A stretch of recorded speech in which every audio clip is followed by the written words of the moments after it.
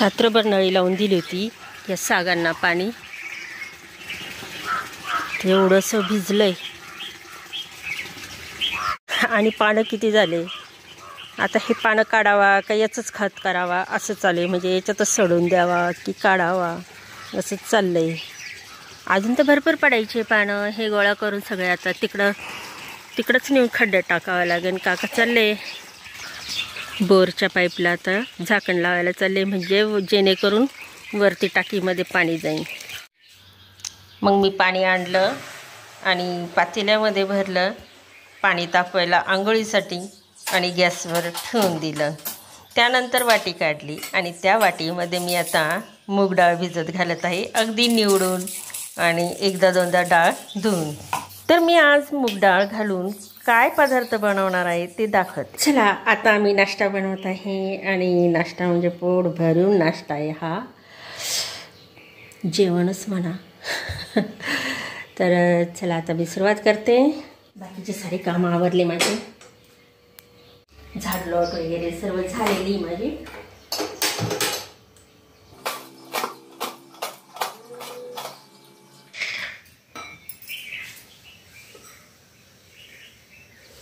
प्रथम मी रवा भाजून घेते.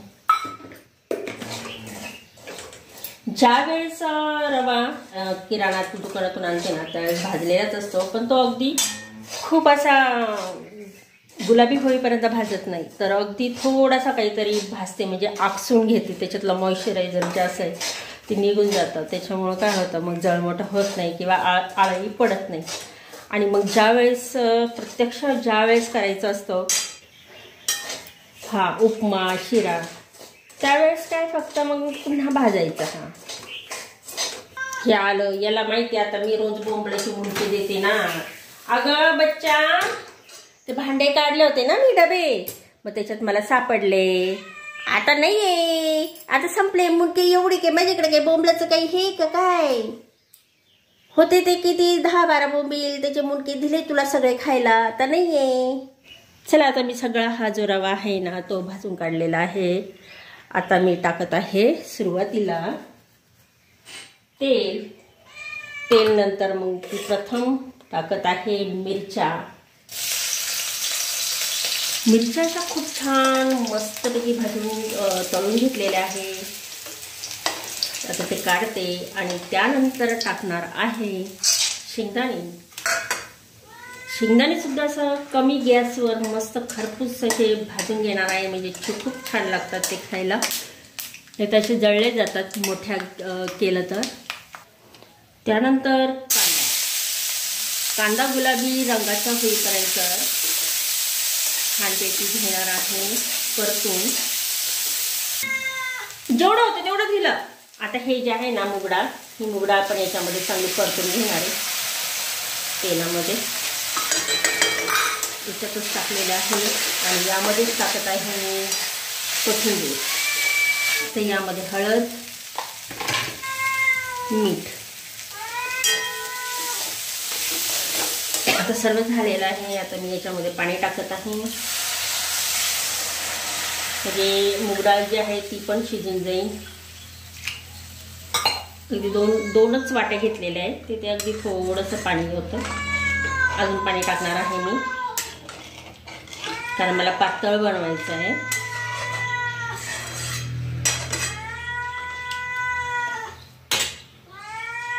थोडं पाणी टाकलेलं आहे मी आणि याच्यामध्येच आता कोथिंबीर टाकून छानपैकी आता उकळून घेणार आहे. आणि जवळजवळ उकळी आली तरी मी हे जवळजवळ 2-3 मिनटं असंच उकळत ठेवणार आहे, कारण त्याच्यातली जी मूग डाळ आहे ती मस्तपैकी शिजून जाईल. आता त्याला उकळी यायला सुरुवात झालेली आहे. ती छानपैकी खदखद उकळी आलेली आहे याला. आणि असं जवळजवळ 2-3 मिनटं ठेवणार आहेत मी, कारण आपण आधी भिजवलेली मूग डाळ. चला आता मस्तपैकी उकळी आलेली आहे. आता हा आपल्याला अगदी एकदम टाकायचा नाही आहे, थोडा थोडा करून टाकायचा आहे. तो बी असा पसरून टाकायचा, म्हणजे गुठळ्या होत नाही. आणि हलवायचं.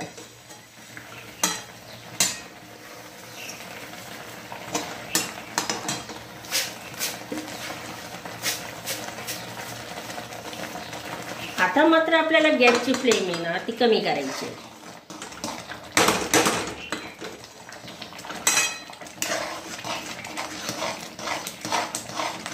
आणि असं हलवत राहायचं. उडतंय ना तर काय करायचं, असं ठेवून घ्यायचं, याच्यावर झाकण ठेवायचं.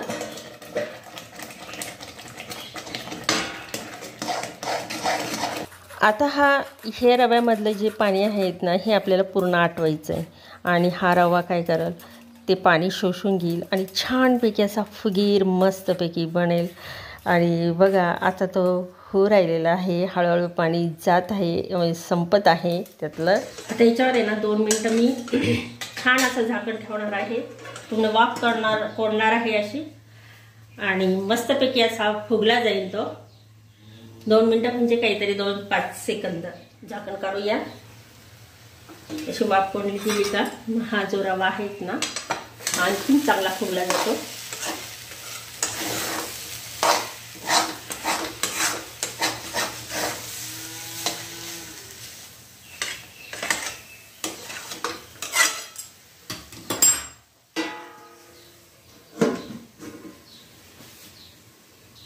चला आता पुन्हा झाकण काढूया. बघा किती मस्तपैकी असा फुगलेला आहे हा रवा.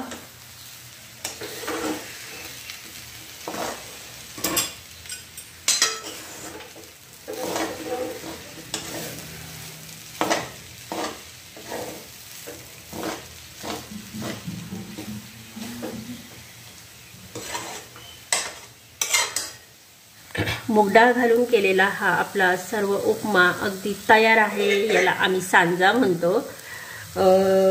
काका याला तिखट शिरा म्हणतात. असा हा 3 नावाने प्रचलित आहे.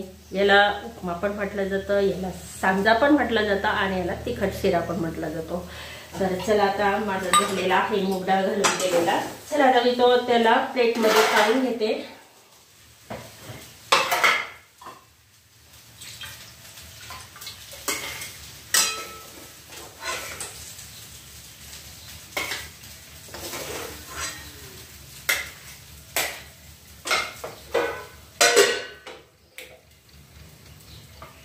तर तिखट सांजा उपमा आणि तिखट शिरा तर आणि सोबत हे सफरचंद एक फ्रूट. तर चला घेते नाश्ता करून.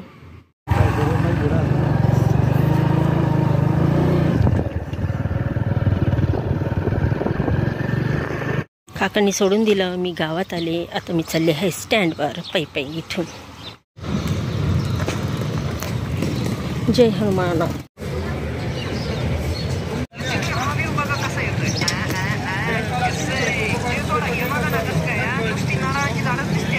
आताच बस गेली एका पाठोपाठ 1-2. आता काय 1 तासासच बसावं लागणार आहे. आता ही 10:30ला गाडी, म्हणजे जवळजवळ 1-1.5 तास मस्त एक टाइमपास करतो. 10 वाजून 10 मिनटं झाले पण अजूनही गाडीचा पत्ता नाही.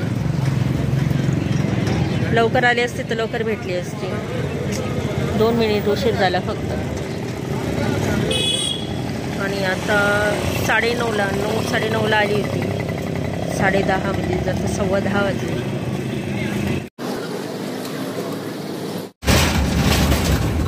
पावणे 11 वाजले. पावणे 11.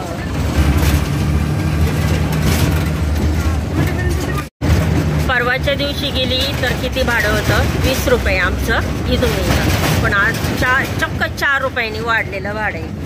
म्हणजे 2 दिवसामध्ये वाढलं भाडं. परवाच्या दिवशी तर एवढे पैसे नव्हते. 20मध्येच गेली होती. 2 दिवसामध्ये बघा भाडं वाढलेलं आहे. 20 रुपयाचे आता 24 रुपये झाले. म्हणजे फुल जर तिकीट असतं तर किती 50 रुपये. पण महिलांसाठी निम्मं ठेवलेलं आहे त्याच्यामुळं हे 24 रुपये आता आहे सध्या. चला आलो बाई संग. इथे थोडी गार हवा लागली का झोप यायची ना. पण आता काय म्हटलं 10 मिनिटासाठी कुठं जावं. आणि मावशी आल्या इथं कार्यक्रम आहे. कसा कार्यक्रम आहे? नरेंद्र स्वामीचा. पण त्यांना ॲक्च्युली पत्ताही माहिती नाही नेमकी कुठं कार्यक्रम आहे. आता त्यांना ते शोधावं लागेल, मग कार्यक्रमाला जावं लागेल. जवळजवळ आता वाजले आहे 12:30 नाही 11:30. हां 11:30 वाजून गेले. स्टँड आलं. सगळ्यात पाठीमागं मी होते. आता उतरायची घाई. तर बघा किती गर्दी, एवढी गर्दी, प्रचंड गर्दी होती ना बसमध्ये. म्हणजे मी बसली होती तेव्हाही बरेचसे 10-12 जण उभे होते, पण संगमनेर येता एवढं पूर्ण गर्दी झालेली होती. आता एक एक करून सगळं उतरत आहे. नंतर आम्ही उतरतो.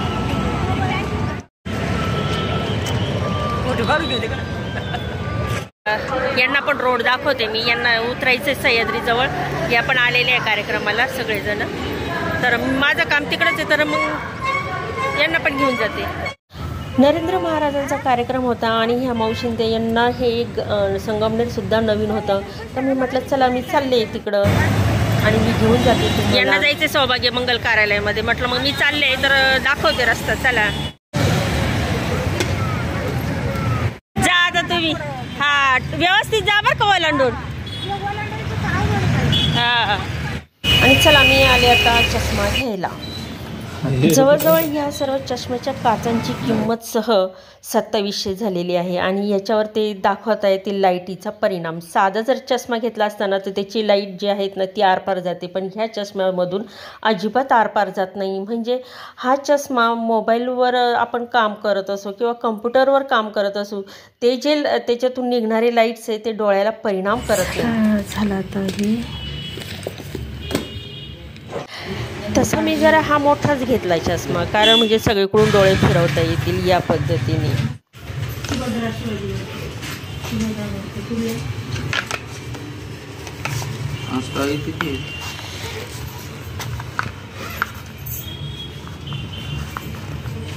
नंबर आहे का? तुम्ही याचा फोटो काढून घ्या मॅडम. तो ऑर्डर मग मला अक्काने सांगितलं होतं तिच्यासाठी काही कपडे घेण्यासाठी. तर मग मी आली दुकानात, राजपाल दुकानातच, आणि तिथं तिला 2 पेटीकोट घेतले. बस तेवढंच. मग काय दुसरं काय.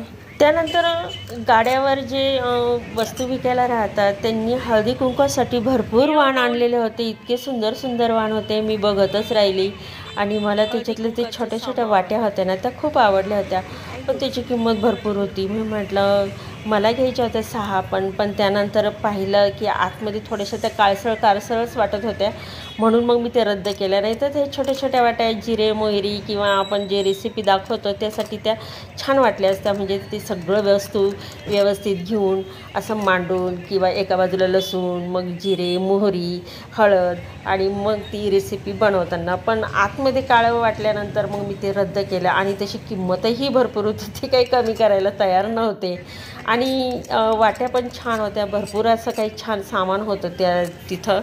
आणि मला घ्यायचं होतं आकारासाठी जे कटिंग करायचं चॉपर जे मशीन होतं ते पण काही कमी किंमत करायला तयार नव्हते. म्हटलं मग तुम्ही ठेवले बरं का. ते इतके सुंदर सुंदर म्हणजे वस्तू होते त्याच्यामध्ये. मला असं वाटलं की ही टोपली जी आहे ती म्हणजे बांबूच्या काडीची का काय, म्हणून मी बघायला घेतलं. तर ते प्लॅस्टिकचं होतं. आणि छोटे छोटे डबे पण होते, मग होते, अजून छोट्या बरण्या पण होत्या. खूप काही असं छान होतं असं हळदी कुंकवासाठी. आणि मस्त पानांचे पण असे मस्त ताटं होते. हळदी कुंकू 250ला आहे. हळदी कुंकू बुक्का सर्व ठेवता येतं याच्यामध्ये. तर हा पूजेचा डबा आहे. चॉपरला तर मी म्हटलं तर ते नाही, पण 250चा डबा. मी म्हणत होते निदान 200 रुपयाला तरी द्या, म्हटलं की मग परवडल तरी. तोडले बारीक डबा वाटत होता असं. आता त्यानंतर मग मी आले. माझं जे ड्रेस होता जो टॉपचा त्याला मी आतून इंटरलॉक करण्यासाठी, मग ते ह्याच दुकानामध्ये होतं सगळं इंटरलॉक वगैरे. मी तसं तिकडं होते ना, म्हणजे आपल्या गावापाशी पाहिलं, आसपास पाहिलं, पण कुणीच काही करून देत नव्हतं. मग यांच्याकडे केलं तर मग यांनी पूर्ण त्या ड्रेसला इंटरलॉक करून दिलं 20 रुपयात. आणि मग माझं तर मी उभी होती तोपर्यंत. आणि त्याच्यानंतर मग मला जायचं होतं काकांचा गंध आणायला, म्हणजे अष्टगंध पूजेमध्ये. छान दिलं भाऊंनी करून हे इंटरलॉक. नाही तर आहे ना सारखं उसत होतं ते, सारखे टिपा मारावं लागायचं, मग कपडे घालू वाटत नव्हते. मग संगमनेरमध्ये मी अगदी बाजारपेठेमध्ये गेले. मागच्या वेळेस गंध घेतला होता, मला असं वाटतं मी ते स्टँडपाशी घेतलेला होता, पण मी विसरली होती आणि मला हे अगरबत्तीचं दुकान माहिती होतं, म्हणून मग मी इथं आले आणि जवळजवळ 35 रुपयाचा हा गंध होता. मग तो घेतला आणि भरपूर म्हणजे इथं सर्व अगरबत्त्या वगैरे सर्व काही भेटतं बरं का. मग त्यानंतर आले जोशी हॉटेलमध्ये मस्तपैकी जिलेबी खायला. आणि मी कधी आले का जोशी हॉटेलमध्ये जिलेबी खाते, फार लहानपणापासून माझी आवडीची आहे. मी आली तेव्हा असं गाडी तर नुकतीच गेली होती 5 मिनटं फक्त, आणि सकाळी पण असंच झालं होतं. आणि आता अयो आता बसले, आता 1 तास उशीर आहे, अजून 3:30ला गाडी आहे. 4 आणि आत्ताशी गाडी भेटली, जवळजवळ 2:15 वाजता बसली होती. 2:15 वाजता नाही, 2:15 वाजता आली, 5 मिनिटावर गाडी गेली. आणि आता किती वाजले? आता वाजले आहे 4. म्हणजे किती वेळ बसले? जवळजवळ 2 तास बसले होते. पोरं शाळेतून आले ह्या टायमावर. मी आता घरी पोहोचलेली आहे आणि पायीच आता आहे.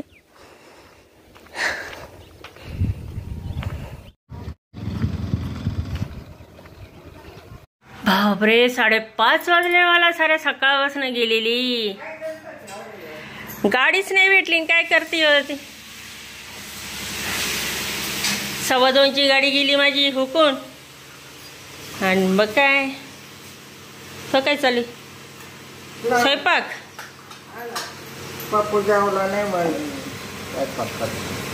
पुढे तिकडं पुढे लग्नाला गेलते का? आगे कोपरगावला, तुला माहिती ना.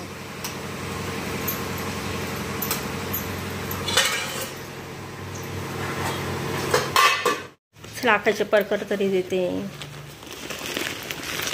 दर ग परकर तुझे. आकाचे घेतलेले पेटीकोट, आकाचं घेतलेले मी ती घेते तिचे. काकांचा गंध आहे. तू ये बघ, पटले का तुला? बघ पटले.